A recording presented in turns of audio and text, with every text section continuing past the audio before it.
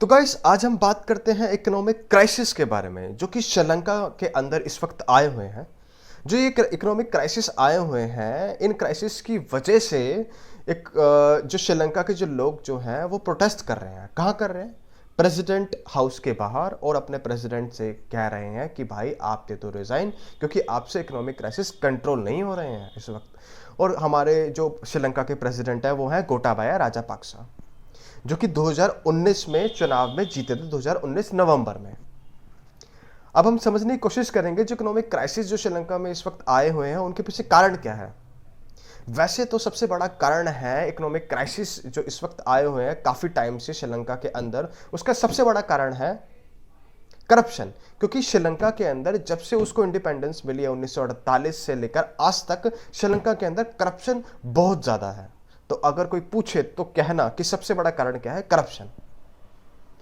हम बात को जरा थोड़ा सा आगे बढ़ाते हैं और समझने की कोशिश करते हैं 2019 से। 2019 में जब गोटाबाया राजापाक्सा प्रेसिडेंट बनने के डायरेक्ट बाद अगले महीने 1 दिसंबर को उन्होंने ये कहा कि मैं वैट को, जो हमारा टैक्स है जो श्रीलंका के अंदर लगता है, उसको आधा कर दूंगा। उसके पीछे उनका लॉजिक ये था कि ऑब्वियस सी बात है, जब कोई कंट्री टैक्स को आधा कर देती है तो वो ये सोचकर करती है कि वहां की जो जनता जो है वो क्या करेगी, स्पेंडिंग को बढ़ा देगी, खर्चा बढ़ा देगी, जिससे क्या होगा, इकोनॉमी को फायदा मिलेगा। तो यही सोच के श्रीलंका ने भी ऐसे ही किया। इसका पड़ना क्या था, पॉजिटिव इफेक्ट को पड़ना था इसके ऊपर, लेकिन पॉजिटिव इफेक्ट ना पड़कर पड़ गया नेगेटिव। क्यों?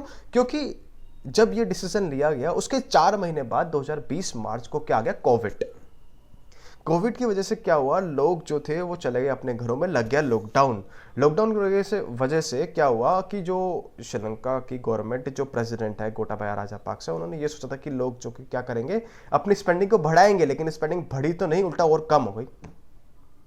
तो ये कारण हो सकता है, ये कारण हम कहते हैं। वैसे तो काफ़ी सारे कारण हो सकते हैं श्रीलंका के इकोनॉमिक क्राइसिस के पीछे, कोई एक कारण तो है नहीं, उसमें से एक कारण ये भी है। अगर हम अगले कारण पे चलें, जो कोविड-19 जो मार्च 2020 में आया था, उसकी वजह से श्रीलंका का जो टूरिज्म जो है पूरी तरीके से खत्म हो गया। मैं आपको बता दूं कि जो श्रीलंका का जो टूरिज्म सेक्टर है वो रेवेन्यू जनरेट करता है 10 से 13% का, मतलब 455 मिलियन डॉलर्स वो हर मंथ जनरेट करता था श्रीलंका।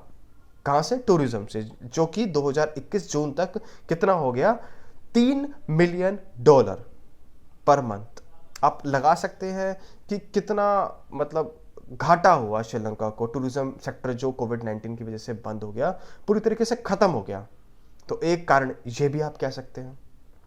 अगला कारण समझने की कोशिश करें, प्रेसिडेंट गोटाबाया राजापाक्सा जब कैंपेन कर रहे थे 2019 में, तो उन्होंने ये बात बोली कि मैं आने वाले 10 सालों में श्रीलंका को जो फार्मिंग जो होती है श्रीलंका के अंदर, उस फार्मिंग को मैं ऑर्गेनिक फार्मिंग में कन्वर्ट कर दूंगा, जैसे कि हमारे देश में सिक्किम ने किया है। अब सिक्किम पूरी तरीके से ऑर्गेनिक फार्मिंग करता है, लेकिन उसको जो ऑर्गेनिक फार्मिंग में जो उन्होंने अपने आप को चेंज किया है सिक्किम ने, उसके पीछे कारण ये है कि उन्होंने टाइम दिया उसको, लेकिन श्रीलंका के अंदर ऐसा नहीं हुआ। उन्होंने बोला अपने कैंपेन में कि मैं आने वाले 10 सालों में श्रीलंका को पूरी तरीके से ऑर्गेनिक फार्मिंग में कन्वर्ट कर दूंगा, चेंज कर दूंगा। लेकिन अभी लास्ट ईयर 2021 में अप्रैल में उन्होंने एकदम से एक डिसीजन लिया और कहा कि हम फर्टिलाइजर्स का और पेस्टिसाइड्स पे हम बैन लगा रहे हैं।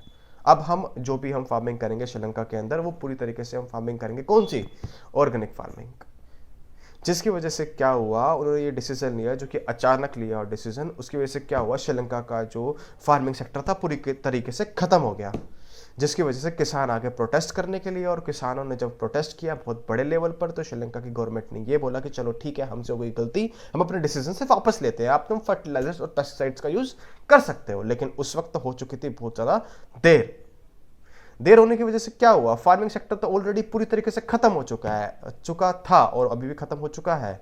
हम इससे ये पता लगा सकते हैं कि जो राइस की प्रोडक्शन जो करता था, राइस की फार्मिंग जो होती थी श्रीलंका के अंदर, वो पूरी तरीके से श्रीलंका उगाता था, उत्पादन करता था और वो खुद ही उसको कंज्यूम कर लिया करता था। लेकिन जो फार्मिंग सेक्टर इतना गिरा, उसकी वजह से श्रीलंका को क्या करना पड़ा, इंपोर्ट करना पड़ा राइस का, जो कि वो खुद उत्पादन करता था, लेकिन उसको करना पड़ा क्या, इंपोर्ट। इतनी उनकी फार्मिंग जो है वो गिर गई। अगर हम टी की बात करें, 10% रेवेन्यू जनरेट करता था श्रीलंका, किससे? टी से। लेकिन फार्मिंग जो सेक्टर उनका गिरा है, उसकी वजह से क्या हुआ, उनको टी को जो एक्सपोर्ट करता था, एक्सपोर्ट को तो छोड़ो, उनको इंपोर्ट करना पड़ा। इसी तरीके से काफ़ी ज़्यादा उनकी फार्मिंग सेक्टर जो है पूरी तरीके से ख़त्म हो गया। अब जब फार्मिंग सेक्टर ख़त्म हो जाएगा तो क्या होगा? एसेंशियल गुड्स की डिमांड जो है वो बढ़ेगी, डिमांड बढ़ेगी, सप्लाई कम होगी तो क्या होगा? प्राइसेस बढ़ेंगे, प्राइसेस बढ़ेंगे तो क्या होगा? गवर्नमेंट को स्टेप्स उठाने पड़ेंगे। गवर्नमेंट क्या करेगी? जब एसेंशियल गुड्स ही नहीं होंगे तो उसकी सप्लाई को बढ़ाएगी। सप्लाई कहाँ से बढ़ाएगी? सप्लाई कहाँ से बढ़ाएगी? बढ़ाएगी कहाँ से? दूसरी कंट्री से इंपोर्ट करके। जब दूसरी कंट्री से इंपोर्ट करेगी तो क्या होगा? फॉरेन रिजर्व होंगे कम। फॉरेन रिजर्व जब हम कम करेंगे तो फिर क्या होगा? प्रेशर क्रिएट होगा। फॉरेन रिजर्व तो वैसे ही कम है। जो श्रीलंका ने कहा था कि अब हम पेस्टिसाइड्स का, फर्टिलाइजर्स का यूज नहीं करेंगे, उसके पीछे भी कारण यही था कि $450 मिलियन जो हम खर्च करते हैं फर्टिलाइजर्स और पेस्टिसाइड्स पर, अब हम खर्च नहीं करेंगे। उनका ये था, मतलब इसलिए वो ऑर्गेनिक फार्मिंग में चेंज करना चाह रहे थे, लेकिन उन्होंने एकदम से किया तो जिसकी वजह से फार्मिंग सेक्टर गिर गया। तो फॉरेन रिजर्व बहुत ज़्यादा ज़रूरी होता है, लेकिन अब श्रीलंका को क्या करना पड़ेगा? इंपोर्ट करना पड़ेगा, क्योंकि डिमांड तो है एसेंशियल गुड्स की, लेकिन सप्लाई है नहीं। सप्लाई क्यों नहीं? क्योंकि फार्मिंग सेक्टर खत्म हो चुका है। तो इंपोर्ट करेगी श्रीलंका एसेंशियल गुड्स को। कहाँ से? बाहर से। जब एसेंशियल गुड्स को बाहर से इंपोर्ट करेगी तो क्या होगा? फॉरेन रिजर्व कम हो जाएंगे। फॉरेन रिजर्व कम होंगे तो क्या होगा? फॉरेन रिजर्व कम होंगे तो प्रेशर क्रिएट होगा। तो इस वक्त फॉरेन रिजर्व इतने कम हो चुके हैं कि श्रीलंका के पास अब पैसा ही नहीं बचा है बाहर से कोई चीज़ खरीदने का। तो इस वक्त मैं आपको बता दूं कि श्रीलंका ने इंडिया से 1 बिलियन का लोन मांगा है। उस लोन में एक क्रेडिट मांगा है, एज ए क्रेडिट लाइन मांगा है। मतलब कि श्रीलंका जो है वो इंडिया से एक $1 बिलियन तक का सामान जो है वो फ्यूल हो गया या फिर गैस हो गई या एसेंशियल गुड्स जो है वो ले सकता है इंडिया से। इससे पहले इंडिया ने $500 मिलियन का भी लोन भी दिया था। और अभी श्रीलंका की और बात चल रही है इंडिया से कि वो $1 बिलियन का और लोन दे। और इसके अलावा श्रीलंका की चाइना से भी बातचीत चल रही है कि चाइना जो है वो 2.25 बिलियन का लोन प्रोवाइड करे श्रीलंका को। श्रीलंका की अभी चाइना से ही बातचीत चल रही है। और मैं बता दूं, श्रीलंका का जो टोटल डेप्ट है, उस जितना भी खर्चा डेट है, उसका 10% तो डेट सिर्फ श्रीलंका ने चाइना से लिया हुआ है। और इस वक्त चाइना और इंडिया के अलावा श्रीलंका जो है वो जो बाहर के जो अपने बैंक है, वर्ल्ड बैंक, IMF और एशियन बैंक से बातचीत करने के लिए अभी श्रीलंका नेक्स्ट मंथ जाएगा वॉशिंगटन, मतलब न्यूयॉर्क, जहां पर वो बातचीत करेगा कि IMF उनको मतलब थोड़ा लोन प्रोवाइड कर दे, उसके लिए बातचीत करेगा। तो ये आप सोच सकते हैं कि यही थे कारण श्रीलंका के इकोनॉमिक क्राइसिस आने के, यही थे सबसे बड़े कारण।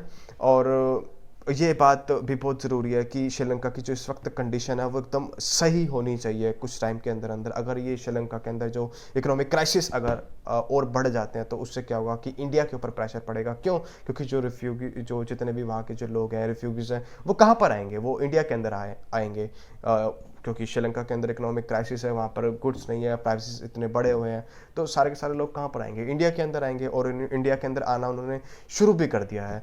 तो एक प्रकार से जो इकोनॉमिक क्राइसिस जो श्रीलंका के अंदर है, एक प्रकार से इंडिया के ऊपर वो उसका नेगेटिव इम्पैक्ट भी पड़ सकता है। तो आज के लिए इतना ही। Thank you so much.